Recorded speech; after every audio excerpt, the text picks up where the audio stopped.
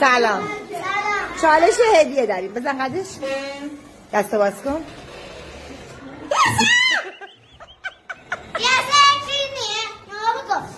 سلام عزیزم. یه چالش دارم باهاتون. بزن قدش. کف دست بزن.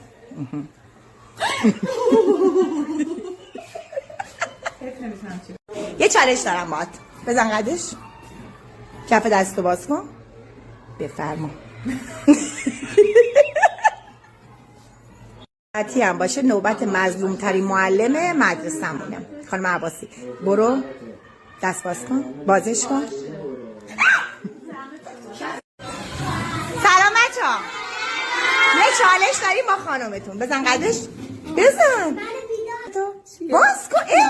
نه دست یه خطرات نیستم من. باز کن. نه باز کن. سلام بچه‌ها. خانم حسنی بیا با شما یه چالش دارم. بودو کف دستو باز کن. آفرین. یه هدیه قشنگ برای خانومت. بازش کن. تو نترسیدی. سلام بچه‌ها.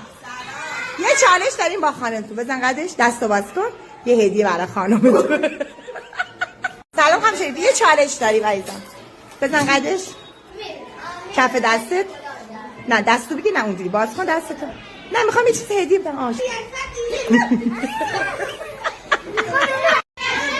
ببخشید خانم یه چالش داریم. بزن قدش هدیه. خوبیست. بیا یه چالش بریم. بزن قدش. خب یه چالش هم داریم با عزیزترین فرد مدرسه. بزن قدش. دستتو باز کن. هدیه داریم. نه باز کن. مرسی.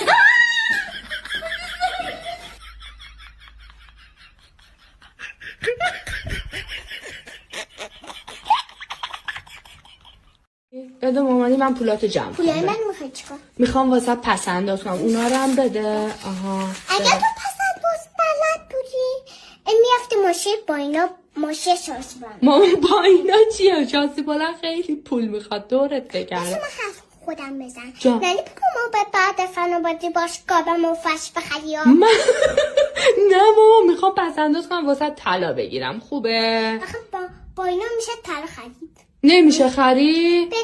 بده. بیا جمع میکنم طلا میخرم دیگه. خورده نگاه کن. جمع.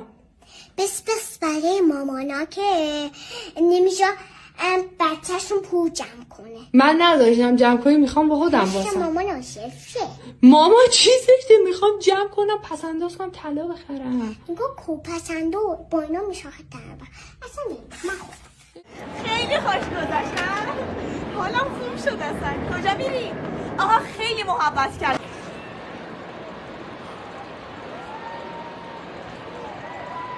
کجایی آقا قیمت زد؟ سلام کجا بودی؟ تو کجا بودی؟ تو میگشتم دیگه. اینجا؟ آره دیگه اینجای بالا. دیدی من یه دونه بازی پیدا کردم. اون تا نگاه کن چقدر جذابه. خیلی نه. خوبه. چرا اون نه. میبریم؟ همین.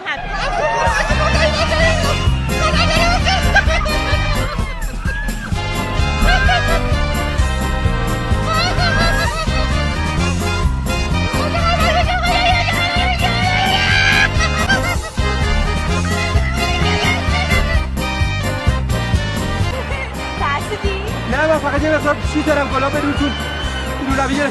آقا بکن اینو.